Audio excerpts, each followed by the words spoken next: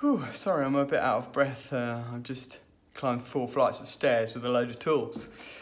But I've made it up here, and today's job is going to be changing some downlights in this apartment. It's about an 8-year-old apartment, something like that. And basically the client's just purchased the apartment and he's asked me to do an EICR and do some other small jobs, putting in a couple of CAT6 sockets for data, putting in a double socket for their internet router, and then changing all the downlights throughout the property. At the moment they're halogens, and he's asked me to put LED ones in. So I've got 37 JCC 1001s to install today, along with an EICR and a couple of other small jobs. So I'll show you around and let you know how it goes. As always guys, smash that like button and hit subscribe for more great videos coming soon. So this is the first job. You might have seen this on my Twitter feed. Basically it looks like someone's tried to shut this thing up by trying to take the cover off, and in doing so they've just completely smashed it to bits. So it's an optical smoke alarm. It's one of the old ones with a 9-volt battery. I'm just going to replace it with a new one with a 10-year lithium battery built in, so that the customer doesn't have to worry about changing batteries for the next 10 years. And it's really easy to do these, so I'll just show you. Basically, you just put a screwdriver in the slot here and then just lever it forward, and there you go. Bob's your uncle. And then the new one, obviously normally you should hold on to it. I'm holding my camera. The new one's here. So I've got one of these. It's exactly the same brand, EICR, really good brand. And as I say, they've got a 10-year lithium battery built into them. They look a little bit smarter than the previous versions as well. And you can see here it's just got these pins which correspond to here. And you literally just line it up. It slots in, and then 1, 2, 3, you just click it in, and that's it. Good as new. So you'll see on these that they have a replace by date. So it's basically 10 years time. This one says 2030. So we've got actually 11 years. But you should always check smoke alarms when you're visiting customers, because often they'll be out of date and the customer doesn't realise. Just takes a quick check, but you can get yourself a bit of business from that and make your customers' home safer. So that's the first job on the list done. So this is the consumer unit, and as you can see it's overdue for an inspection. It was due in 2017, so it's more than 2 years overdue now. So I'm going to do an EICR on this. It's quite a nice easy one because the property's empty at the moment, so I can easily access everything. So it shouldn't take too long, and get a EICR done on that. And the other thing which we need to do is put a double socket in here, because they want to put their broadband router in here and there's nowhere to plug it into at the moment. And behind these panels are some CAT6 cables which haven't been terminated, and they go to data points within the rooms. So we're going to put a 4-way CAT6 socket on there, and that will mean that they can patch in some of the rooms to plug computers in some of the rooms, or TV, smart TV, stuff like that, so that they can get those data sockets working. Then throughout the rooms we've got these old halogen downlights. I think some of them they've actually put the little compact fluorescent bulbs in, but they're really horrible. They take ages to warm up and they just look really naff. They give a horrible colour of light. So we've got 37 of these throughout the apartment in total. Going to replace these all with JCC LED ones, 7 watts each, fire rated, acoustic rated, IP rated, and that should make things much more energy efficient, and then the customers don't have to worry about changing bulbs and things like that. So here we are, we've got these old halogens at the moment, and what you do to remove them is just pinch this little spring clip. The bulb will pop out there, and you can get your fingers inside and just lever the little bezel out, hold the spring clips, and then that's that, and then you'll see, oh nice, they've just done a bit of a bodge on this, and it looks like, yeah, there's no fire hoods or anything like that in there, so it's just a case of cut the old out, put the new in, so it should be fairly straightforward.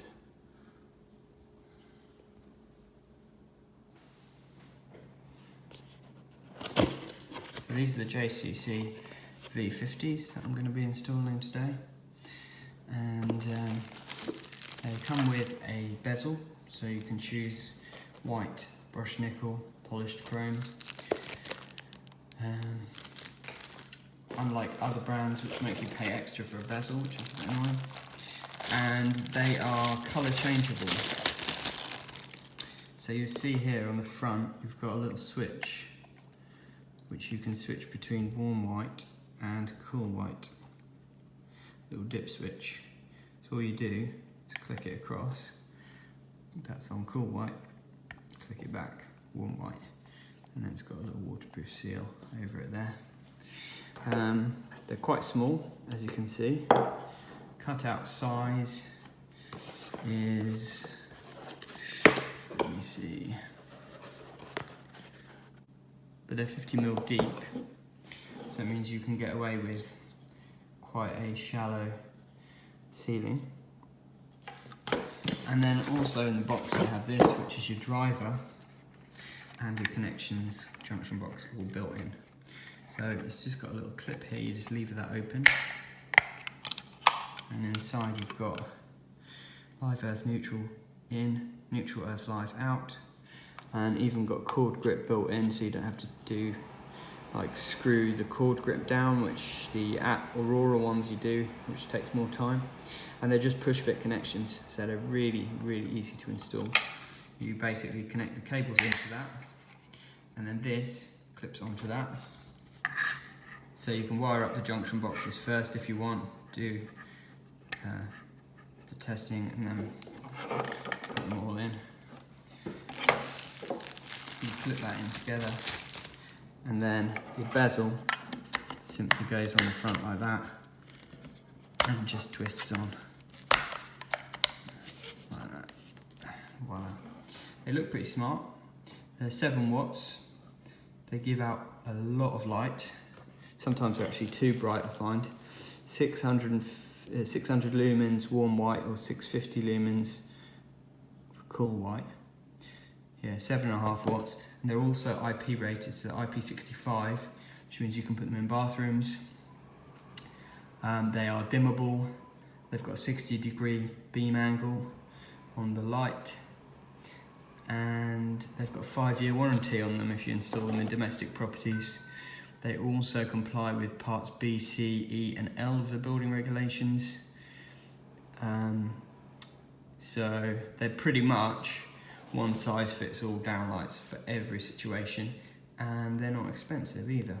So overall they're great. They're really quick to fit. I fitted probably about 1,000 of these now. Not had any problems with them so far. So I would highly recommend them. So what we're going to do to install these is simply cut off the existing cables like that. Strip these back, and you don't need much.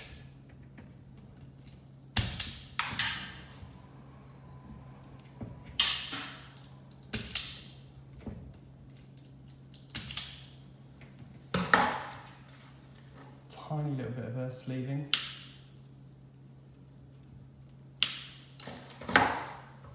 Separate cords out slightly.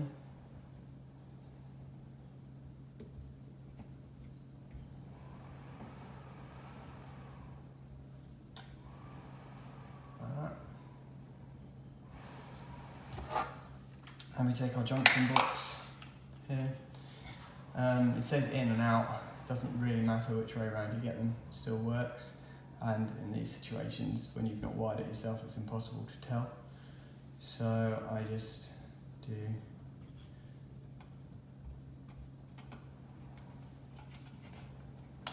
see how you separate the cores just enough so they fit in, and then literally in one push you can just push all 3 of the wires into the push fit connectors, and then that is nice and tight.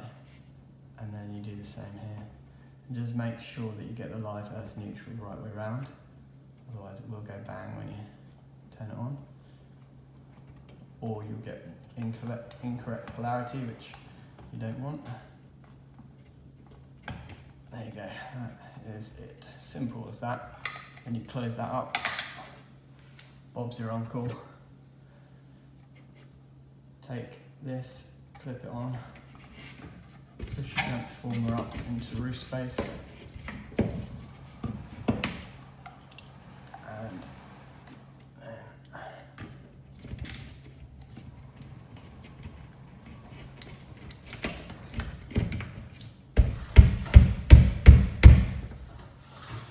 slightly tight with these existing holes, but it will go. That's it. Blow any excess dust out, and that is it. Simple as that. How long does that take? 1 minute, 2 minutes? So if they all go like that, 37 downlights, it's done pretty quickly.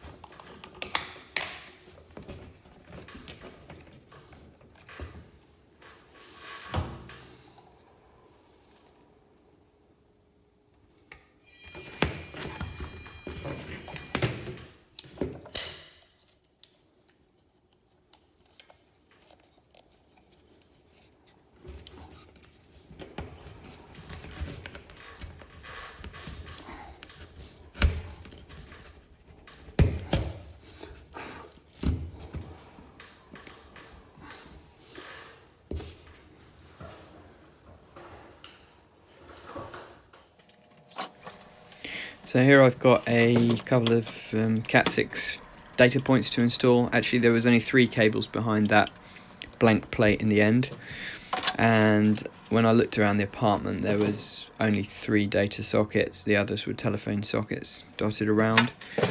So just stripping these data cables now. I've got this handy little tool to do that with. It's a little bit like a cigar cutter style thing.